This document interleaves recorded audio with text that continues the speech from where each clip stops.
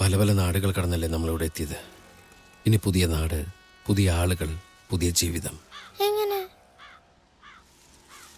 മോളൂനെ പഠിപ്പിച്ചില്ലെന്ന് ഇനി ആരും എന്നെ കുറ്റം പറയരുത്.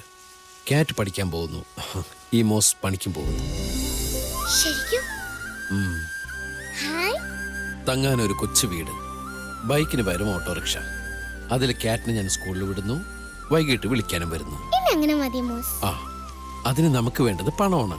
കൈ നിറയെ പണം നമ്മളെ തേടി വരും. അതുമായിട്ട് പറക്കാം പുതിയ ജീവിതത്തിലേക്ക്.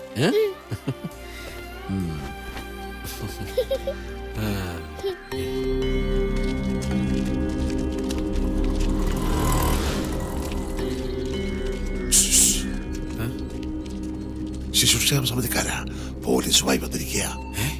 ബൈക്ക് ആ ഇടവിടെ വെച്ചിട്ടുണ്ട്. രക്ഷപ്പെട്ടു. സാറേ, അവനാണ് മോസ്. അവന്റെ ഓടനെ പിടിച്ചോ.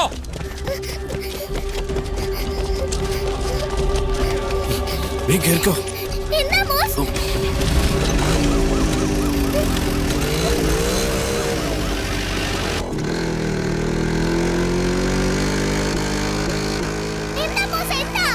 നിന്നെ എന്നെ നിന്ന് പറിച്ചെടുക്കാൻ വരുന്നവരാ. ആ അച്ഛൻ പറ്റിച്ച പണിയായിരിക്കും. ഇല്ല മോളൂ, പേടിക്കണ്ട.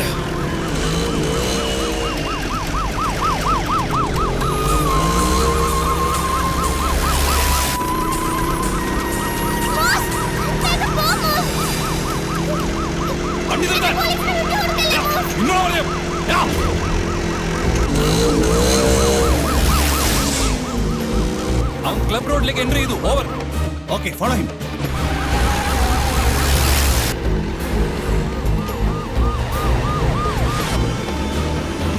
മോള് പിടിച്ചിരുന്നോ?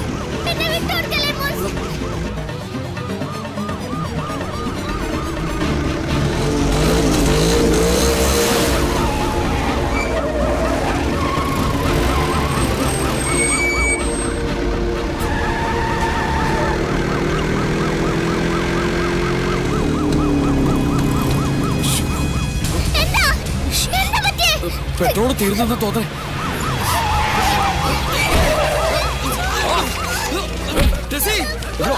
കൊണ്ടുപോയി ജീപ്പിലെടുത്തോ.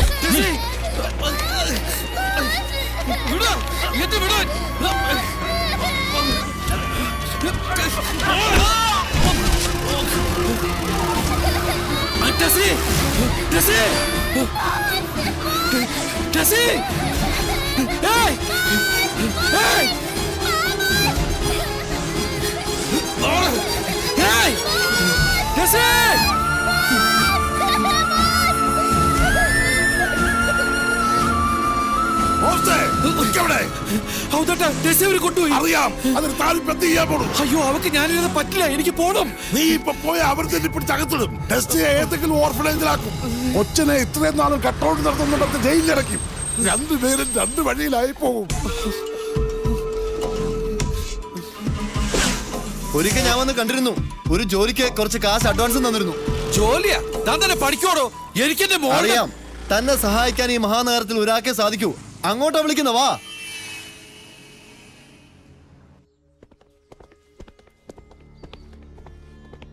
ആ മുറിയിലേക്ക് ചെല്ല്.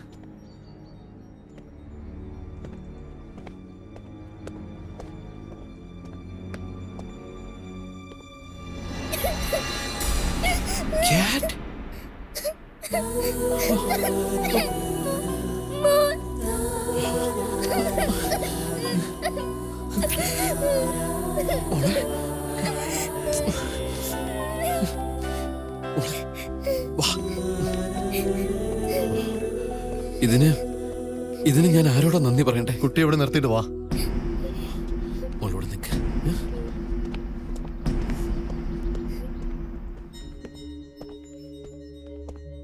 നന്ദി പറയേണ്ടത് എന്റെ മുതലാളിയോടാണ്, പനക്കൽ ദാസ് മുതലാളിയോട്.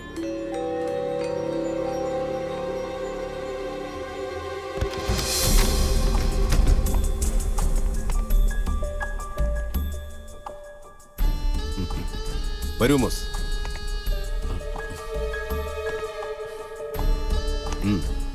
മുരുകൻ വിളിച്ച് പറയുമ്പോഴാണ് ഞാൻ വിവരം അറിയുന്നത്. പിന്നെ 2 മിനിറ്റ് പോലും ആ കുട്ടിക്ക് പോലീസ് സ്റ്റേഷനിൽ ഇരിക്കേണ്ടി വന്നില്ല. ഇവിടെ എത്തിച്ചു. ഇനി മോസിനെ അവളെ തിരിച്ചു കൊണ്ടുപോവാം ആ ചെറിയ മുറിയിലേക്ക്. ചൈൽഡ് വെൽഫെയർ സൊസൈറ്റിക്കാരും പോലീസും പട്ടാളൊന്നും ഇനി അവിടെ വരില്ല. ഞാനില്ലേ?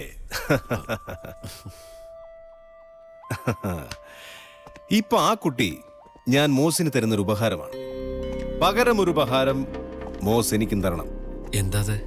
അന്ന് മുരുകൻ വന്ന് പറഞ്ഞു തന്നെ ഒരാളെ പറയുന്നിടത്തൊന്ന് എത്തിച്ചു തരണം. എന്താ ചെയ്യൂ? ശ്രമിക്കാം. അങ്ങനെ പറഞ്ഞ എങ്ങനെയാ? എനിക്ക് വേണ്ടതൊരു ഉറപ്പാ. ഉറപ്പ്. ആരെയാ? നന്ദന വാസുദേവനെ.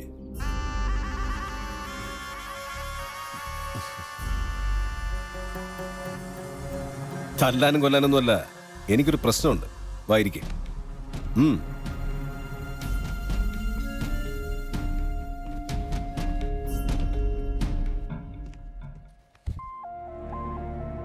ഞാനും എൻ്റെ ഒരു സുഹൃത്തും ചേർന്ന് മുമ്പ് ഇവിടെ കുറെ സ്ഥലം വാങ്ങി. അന്നതിന് സെന്റിന് 30,000 രൂപയായിരുന്നു. ഇന്ന് സെന്റിന് 30 ലക്ഷം. എനിക്കത് വിൽക്കണം. അയാൾ സമ്മതിക്കുന്നില്ല.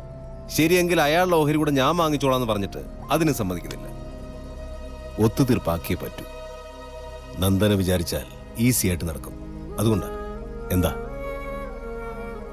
എപ്പോഴാ? എവിടെ കൊണ്ടുവരണ്ടേ? അതൊക്കെ ഞാൻ പിന്നീട് പറയാം. ഇതൊരു എളുപ്പ കാര്യമാണെന്ന് വിചാരിക്കണ്ട. അവളുടെ പ്രൊട്ടക്ഷൻ ഏറ്റവും എഫിഷ്യൻ്റ് ആയിട്ടുള്ള ഒരു സെക്യൂരിറ്റി ഏജൻസിയാണ് ഏറ്റെടുത്തിരിക്കുന്നത്. അവൾ അറിയാതെ എപ്പോഴും ആൾക്കാർ അവളുടെ പിന്നാലെയുണ്ട്. അവരുടെയൊക്കെ കണ്ണുവെട്ടിച്ച് വിദഗ്ധമായി അവളെ കടത്താൻ പറ്റൂ. ഈ ജോലി മോസിനെ ഏൽപ്പിക്കുന്നത് ബുദ്ധിയും തന്ത്രവും മന്ത്രവും ഒന്നും ആരും മോസിനെ പഠിപ്പിച്ചു തരേണ്ട കാര്യമില്ലാന്ന് മനസ്സിലാക്കി തന്നെ. അപ്പൊ മോസ് പൊയ്ക്കോട്ടല്ലേ? പൊയ്ക്കോട്ടെ.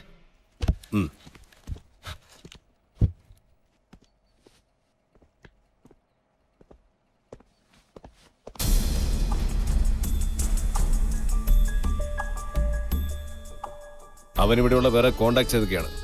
അങ്ങനെ ആരുമില്ല. ആകപ്പാട് അടുപ്പമുള്ളത് ആധാര എഴുത്തുകാരൻ ഒരു ഔദ്യോഗിയോട് മാത്രം. അയാളുടെ വീട്ടിലെ ഒരു മുറിയിലാണ് താമസം.